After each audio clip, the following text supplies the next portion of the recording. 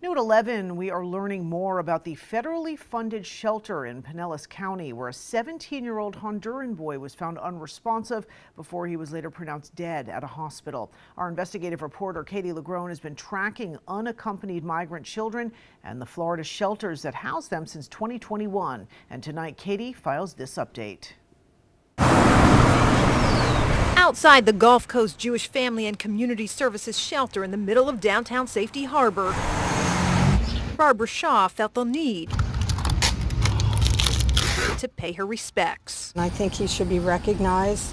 It's been a few days. I see no one else recognizing him. On Wednesday, a 17-year-old from Honduras who had just been placed at the shelter a few days prior was found unresponsive. He later died at a nearby hospital. It's a loss of life and a young life in our town. I think we need to be aware of that. While the investigation surrounding the teen's death is ongoing, we know the shelter is one of a handful in Florida federally funded to provide temporary care for kids who cross the border into the U.S. without a parent or guardian. Last year, as part of an ongoing political feud between the Biden and DeSantis administrations, Florida stopped licensing most of these shelters, halting any state oversight. But licensing documents we obtained before that cutoff reveal this shelter has a recent history largely problem-free. In these state licensing documents from 2022, the last year the 32-bedroom shelter was licensed by the state, inspectors described it as appropriate and equipped to care for up to 50 children, with no reported complaints or pending lawsuits at the time. That year, the shelter had an annual budget of just under $5 million,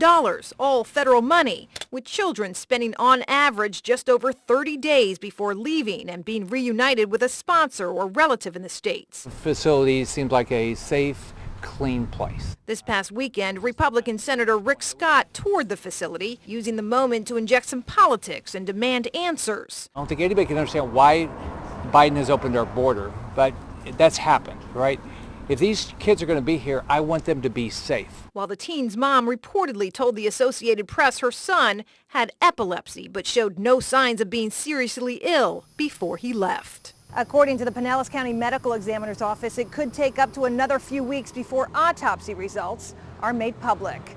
In Safety Harbor, I'm Katie LaGrone reporting.